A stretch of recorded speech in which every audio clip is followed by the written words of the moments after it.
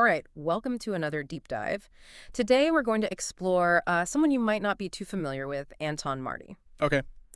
But stick with us because his work is, well, pretty fascinating, especially for anyone interested in language and, how the mind works. He was born in Switzerland, 1847, and throughout his career, he really dove into a lot of areas: philosophy of language, psychology, ontology.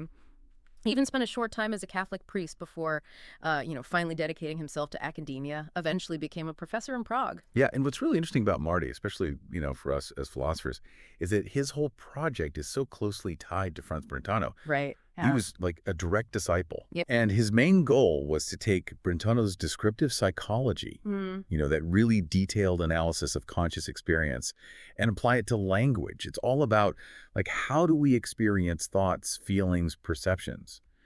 And Marty used that to understand language, and that's yeah. something that really set him apart from a lot of thinkers at the time who were more focused on the historical evolution of language or psychological theories that didn't emphasize intentionality. Exactly. The idea that our minds are always directed towards something. Right. For Marty, language wasn't just some kind of leftover from the past or just a bunch of learned associations in our minds. Mm, It was intentional, a direct expression of our mental states. absolutely. So, to really get into Marty's work, we're going to be looking closely at the Stanford Encyclopedia of Philosophy entry on him. It's a great resource. Great resource. And our goal today, especially for our fellow philosophers out there, is to understand the main points of Marty's philosophical ideas, Yeah. particularly his philosophy of language and how it connects with Brentano. And of course, we'll see if we can find some things that are still relevant to philosophy today. Sounds good. So let's start with the basics. Marty and Brentano. What was their relationship like? And how did Brentano shape Marty's thinking? Well, there's no doubt that Marty's intellectual journey began with Brentano. Like, even before he went to university in 1867, he won a prize for an essay he wrote about Brentano's work on Aristotle. Oh, wow. So that early encounter really sparked something in him, and it eventually led him to study directly with Brentano in Würzburg. Hmm. And you got to remember that Brentano, even back then, was a big advocate for a very rigorous, almost scientific approach to philosophy. Like, he famously said, "The true method of philosophy is none other than that of the natural sciences." I see. That focus on clarity, empirical grounding, moving away from that kind of speculative stuff that was big in German idealism that really resonated with the young Marty. And it seems like Marty wasn't the only one drawn to Brentano. Oh, definitely not. He became close friends with Karl Stumpf, another of Brentano's students in Würzburg. Yeah. They both became key figures in this movement towards a more rigorous, evidence-based philosophy.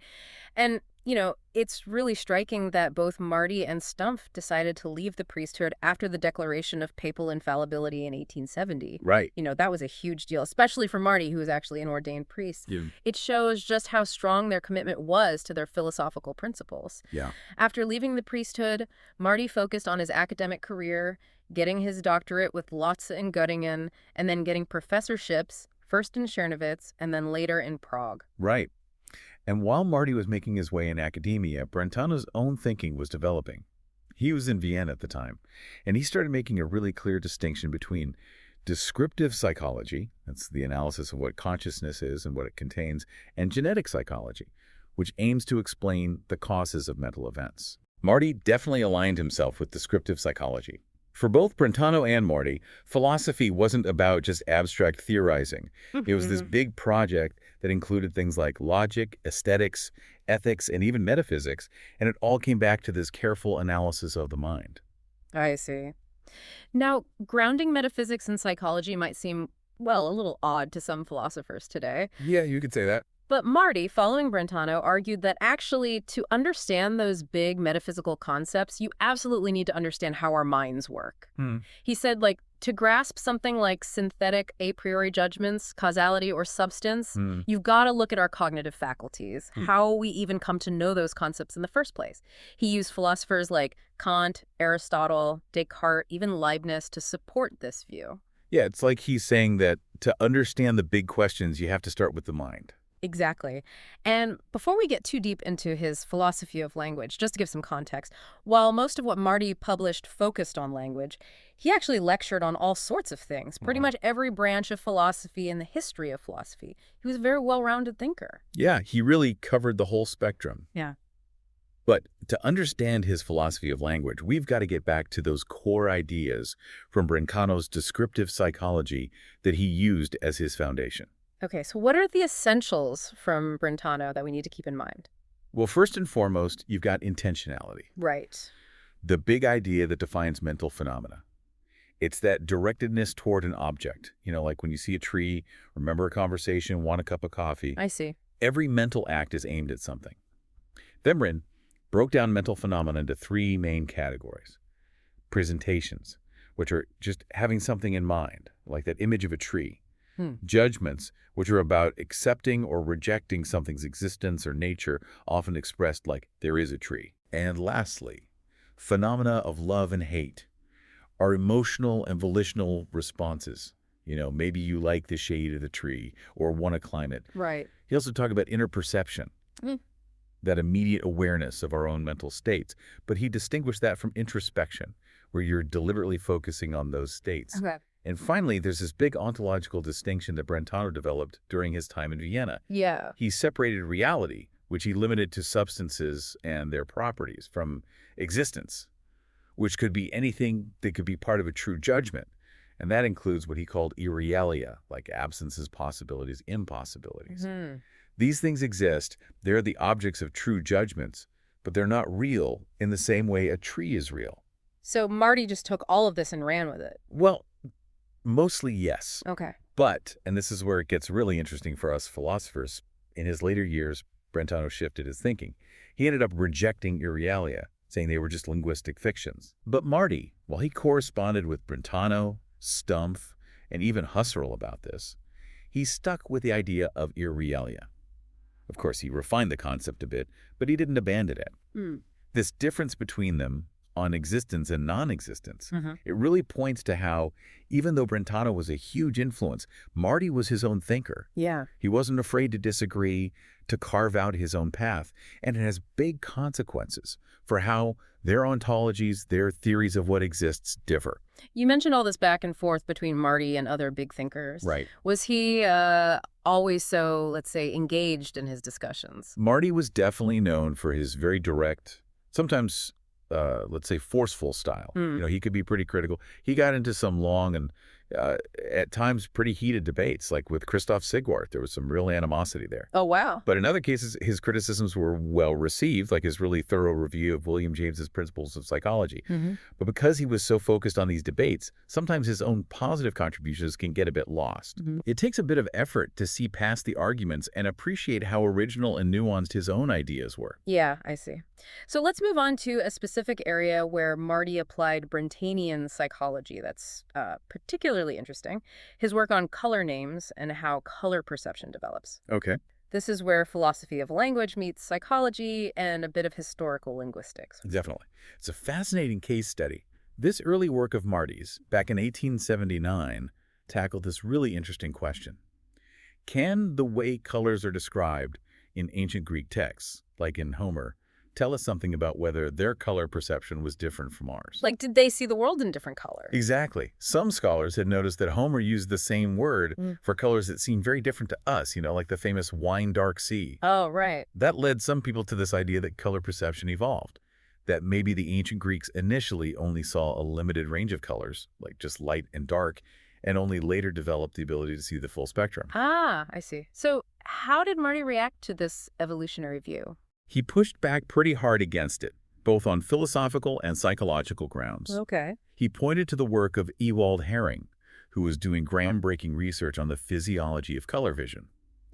Hering showed that we perceive red, green, and blue-yellow through separate neural systems, and that if you're blind to one color in a pair, you're always blind to the other. Interesting.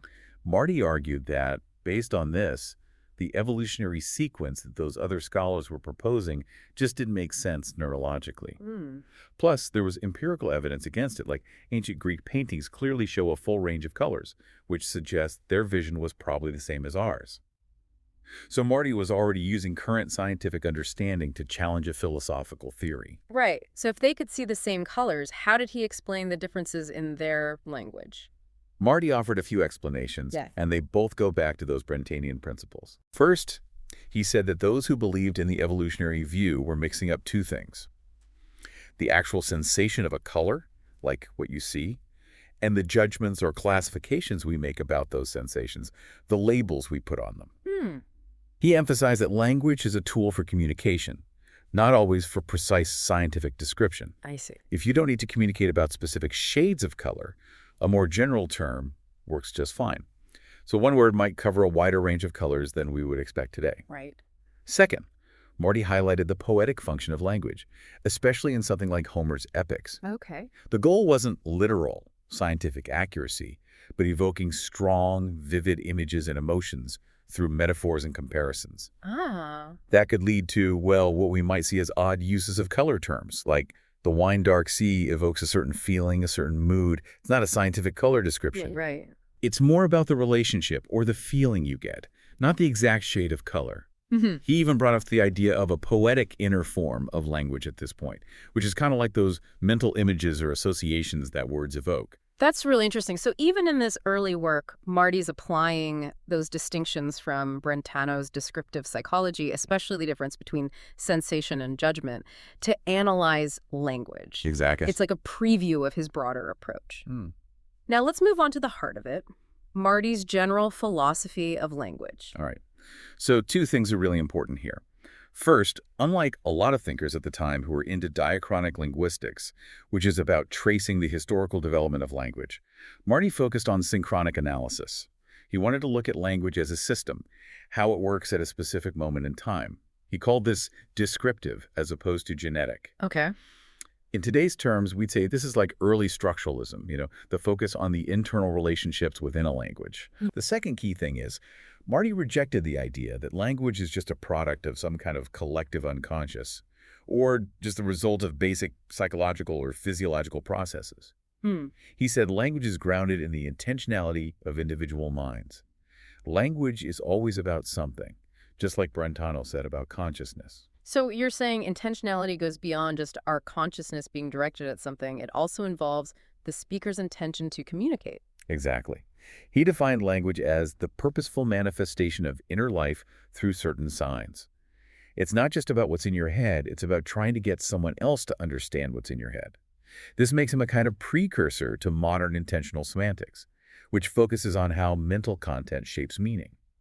And true to Brentano's method, Marty thought you couldn't separate the philosophy of language from the science of the mind. Hmm. He rejected attempts to study language philosophically without a solid understanding of the psychology behind it. For him, philosophy of language was basically applied descriptive psychology. This is fascinating, but kind of ironic, you know? How so? Well, emphasizing the psychological side of language is what led to Marty being somewhat ignored in later philosophical movements. Like, with Husserl's critique of psychologism and Frege's anti-psychologism, his approach fell out of favor. Yeah, that's definitely a key point to consider. Even during his lifetime, Marty was accused of psychologism, especially by the neo-Kantians. He defended himself, saying that basing philosophy on psychology didn't mean that truth or meaning were relative, like Husserl worried about. Both he and Brentano believed that focusing on mental states didn't undermine the objectivity of truth or meaning. But, philosophy went in a different direction for a while. It's only recently, with the renewed interest in consciousness, intentionality, and the embodied mind, that people are starting to look at Marty again and see how he might be relevant to current debates. Okay, so let's dig into some specifics of Marty's philosophy of language, starting with his view on how language began. Okay. He addressed this in his first major work, right? Exactly. In his 1875 book on the origin of language, Marty tackled the two big theories of his time, nativism and empiricism. Okay, remind me what those are again. Sure, nativism, from people like Steinthal, Lazarus, Wundt, who drew on Humboldt's idea of an innate language faculty, basically said that language evolved from these unconscious reflexes we have to make sounds, and those got linked to sensory experiences and mental images over time. Okay. Marty thought this lacked empirical support and had a lot of conceptual problems. Empiricism, from thinkers like Herbart, Grimm, Lotz, Whitney, they denied any innate connection between thought and language. They focused on learning and convention. While Marty leaned more towards the empiricist critique of nativism, he argued it didn't fully account for the fact that language is goal-oriented, that we use it for a purpose. Right. So what was Marty's alternative explanation? What drove the emergence of language in his view? He believed language came from our fundamental need to communicate and cooperate. Okay. He saw it as purposeful from the very beginning. driven by the conscious, though maybe initially unplanned, creation of syntax and words to express our inner lives to others. Hmm. He did recognize that association played a role later on, as words and structures were adapted to new situations. That connects to his idea of inner form, which we'll get to soon. Okay. But the core idea was that language is intentional. He kept defending this view against different versions of nativism in later articles. Yeah. He really scrutinized the psychology of people's approach, which was the basis for a lot of those nativist theories. Mm-hmm. And all of this laid the groundwork for his work on descriptive semasiology. All right, so let's talk about that. Descriptive semasiology sounds pretty central to his system. For our philosopher listeners out there, can you unpack what it's all about? Back in the 19th century, the term semasiology was used for the study of meaning in language. Marty used it to describe his own philosophical investigations into language, which, as you can guess, were mostly about meaning. He used terms like semantics and even universal grammar, especially when talking about his synchronic descriptive approach. But it's important to distinguish this from what Husserl called pure grammar, which for Husserl was a formal a priori system that was part of logic, not really concerned with how language is actually used to communicate. Marty saw his descriptive semasiology, based in Brentano's descriptive psychology, and focused on the universal structures underlying communicative intention, as different from Husserl's approach. So the difference is that grounding in psychology and intention. Exactly. Okay. And you mentioned before that within Marty's semasiology, there's this distinction between autosemantic and synsemantic expressions. What's the difference there? That's a crucial distinction. Marty separated expressions that have independent meaning. Those are autosemantic ones, like nouns like tree or complete sentences, Okay. from expressions that only get their meaning in relation to other parts of language. Those are synsemantic, things like particles and, but, if, or grammatical inflections like plural endings on nouns or verb conjugations. I see. So autosemantic expressions can stand on their own, while synsemantic ones are like the glue that holds things together. Right. Okay. And you mentioned interlinguistic form before. Oh, yeah. Can you explain that a bit more? It sounds like a complex idea. It is nuanced, and it does have some connections to what Wilhelm von Humboldt said about the inner form of language. Yeah. But while Humboldt linked inner form to a people's whole worldview and their spirit, Marty wanted something more grounded in psychology and less tied to specific cultures. Right. For Marty, the interlinguistic form, or etymon, is a presentation, a mental image, that links the sign, the actual word, to its meaning, the concept or content behind it. Okay. Think about figurative language, like give a hand. That evokes a mental image of actually helping someone, which then connects to the abstract meaning of offering assistance. No, I get it. Or, sweep an opinion aside, Mm-hmm. there's a mental picture of physical movement that conveys the idea of rejecting a belief. These images are the inner form. They bridge the gap between the word and what it means.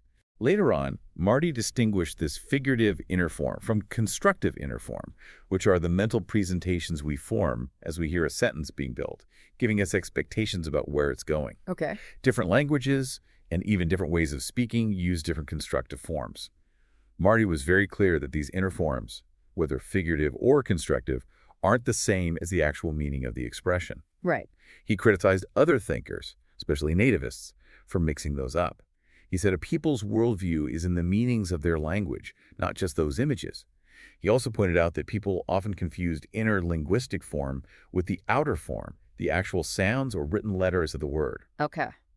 So for Marty, you've got this complex unity of the expression, its inner form, and its meaning. They work together, but they're not identical. This brings us to Marty's theory of meaning. Right. You said he actually had two senses of meaning. That's right.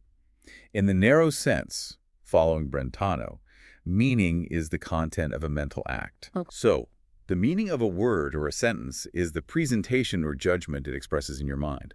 But then there's the wider sense of meaning, which is more about the communicative function.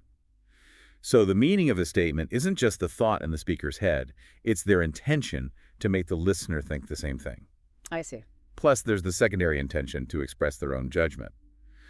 But how this communicative function works depends on the type of autosemantic expression you're using. Right. And we talked before about how, following Brentano, Marty categorized autosemantic expressions into those three types: names, statements, and emotives. Exactly. Let's start with statements. How did he analyze their meaning and what they do in communication? So Marty really dug into statements, especially earlier in his career. He was intrigued by what we call subjectless sentences, like, It is raining. That kind of sentence was a problem for the traditional Aristotelian view of judgment as always having a subject and a predicate.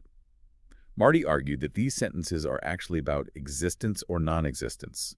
So, it is raining basically means the event of raining exists. Hmm. He found support for this in Slavic languages and, of course, in Brentano's evolving ideas about judgment. Okay. Then he tried to reformulate all sorts of statements to show they boil down to accepting or rejecting something, aligning with Brentano's view that judgments are affirmations or denials of existence. Yeah. He even came up with double judgment. Double. Yeah, like in the sentence, this tree is green. The subject, this tree, already assumes the tree exists. The predicate is green, either affirms or denies a specific way of being so, about that existing tree. He said all predication like this, saying something is something else, assumes the subject exists. Then he distinguished between what he called pseudo-categorical statements, which are really about existence, categorical statements, those double judgments, and categoroid statements, which include things like disjunctive or hypothetical propositions. Wow. As for how statements function in communication, Marty saw them as suggestive of judging. They aim to get the listener to form a similar judgment. Okay. But it's not like a command. He also noted that some things about the speaker's judgment, like how much evidence they have, aren't necessarily communicated in this statement. So, in the narrower sense, the meaning of a statement is just the content of that judgment, the actual state of affairs the speaker believes is true? Exactly. And this led him to the question of what those judgment contents actually are. Like, do they exist? Are they real? He compared his views on this to other thinkers like Bolzano, Stumpf, Husserl, and Mignon. And where did he land on that question of whether judgment contents are real things in the world? For the later Marty, those contents exist in the sense that it can be correct to accept them, but they're not real entities like physical objects or experiences. They don't cause things to happen in the world. Real things are those substances and their properties that Brentano talked about. Okay. These judgment contents have what he called co-becoming. They're temporal, dependent on those real things. This was different from Brentano's later view, where he saw those non-real things as just linguistic fictions. Marty, though, held on to them because he needed them for his theory of how judgments can be correct or objective. A judgment is correct, for Marty, if it matches up with that judgment content, the state of affairs it's about. Evidence, then, is a way of grasping that match. And importantly, he disagreed with Husserl, who saw meanings as timeless, like Plato's forms. Marty's view was more in line with Aristotle, emphasizing the dependence of those non-real things on real things in the world. Gotcha. Okay, let's move on to emotives, those expressions of interest. How did Marty understand what they mean and how they work in communication? For Marty, emotives are like statements, but for emotions and desires. Okay. They express the speaker's own feelings and wants, and crucially, they try to get the listener to feel or want the same thing. Just like a statement expresses a judgment about what's true, an emotive expresses an attitude towards something. He even proposed what he called an axiological thesis, saying that just like judgments can be true, emotions and desires can be correct if they match up to the actual value or disvalue of the object, the state of values. This highlights his anti-psychologism. Just like with truth, he thought there was an objective basis for whether our emotions are correct. This view, again, meant he needed an ontology that could handle those non-real entities, this time as the correlates of our emotions and desires. So, last but not least, we have names. Right, the third type of autosemantica. What was his take on those basic building blocks of language? Marty spent a lot of time on names in his major work, Untersuchungen zur Grundlegung der allgemeinen Grammatik und Sprachphilosophie, which translates to Investigations on the Foundation of General Grammar and Philosophy of Language. Catchy title. He focused on names and other presentational suggestives, expressions that mainly evoke presentations, those mental images or concepts, in the listener. He said they work similar to statements and emotives. A statement aims to get the listener to form a judgment, an emotive to feel or want something, and a name to have a specific presentation in mind. The meaning of a name, in that wider sense, is that evoked presentation. He made a point of separating names proper, the kind that can be the subject of a sentence, from other things that evoke presentations, like in poetry or fiction, which often bring up presentations with judgments as their objects. That connects to his critique of Meinong's assumptions. Oh, okay. As for what those presentations contain, Marty changed his mind over time. He initially accepted immanent objects, the idea that presentations have their own objects that exist in the mind. Right. But later, he leaned toward a view where presentations have a kind of conformity or likeness to an object, regardless of whether that object actually exists or just could be named. Well, He also distinguished between the meaning of a name, the bediton, which is the concept it brings to mind, and its reference, the das genannte, the actual thing being named. right. He went into detail about the reference of general names, like dog, versus singular names like Fido, including definite descriptions like the current president and proper names. General names, he said, refer to a whole bunch of possible objects through their concept, while singular descriptions refer to a specific object, but not completely, through a complex concept. Proper names, though, refer definitely, but their meaning, that presentation they evoke, is mostly up in the air. Their reference is said by how they were first used. He also pointed out a key difference between names and other autosemantica. Names have a kind of complete meaning even when they're by themselves. That makes them theoretical autosemantica. Statements and the motives, though, are practical autosemantica because they always need a context to function. And finally, he reiterated Brentano's idea that judgments and emotives are always based on underlying presentations. So, while most of Marty's work is about language, he also addressed some pretty fundamental questions about the nature of reality, especially concerning space and time. And his views here seem a little different from some of his other ideas. Yeah, that's a good observation. His book, Realm and Sight, Space and Time, was published after his death, and it gives us a look into his later ontological thinking. What's interesting is that he argued for the objective existence of space and time, but as non-real entities. This put him at odds with subjective idealists like Kant, who saw space and time as part of how we experience the world. You're right. But he also disagreed with Brentano's later view, which was moving towards seeing space and time as just linguistic fictions. Marty's view was more like Newton's, with space as a container for everything. It's a bit of a historical coincidence that this book came out the same year as Einstein's famous paper on general relativity, which completely changed how we think about space and time. Sadly, Marty didn't live long enough to engage with that. But even though his physics might be outdated, Marty's work on space and time is still philosophically interesting. It contains a lot of insightful criticism of other thinkers, like Leibniz, Berkeley, Kant, and Lotze. And it makes us wonder, can we take his basic idea of space as a non-real container and think about it separately from Newtonian physics? So wrapping up our deep dive into Anton Marty for you, our fellow philosopher, we've seen how he used Brentano's psychology to understand language, how he put intentionality at the center of his theory, and how he developed descriptive semasiology to analyze meaning. We talked about his unique views on judgments and emotives, and how they involve non-real but objective correlates. And we even touched on his ideas about space and time also being non-real. His work offers a lot to think about, alternative ways to approach the big questions of language and mind, and it reminds us that the history of philosophy matters. It really does. And this brings us to a point that's worth pondering. Okay. What are the consequences of Marty's insistence on the mind-dependent nature of intentionality and those non-real entities? Yeah. What assumptions are we making that we might need to rethink based on what Marty said? And perhaps most importantly, what new philosophical paths might open up if we engage with Marty's work more? These are all questions worth exploring as you continue your own deep dives. Absolutely. Food for thought. Thanks for joining us on this deep dive. My pleasure.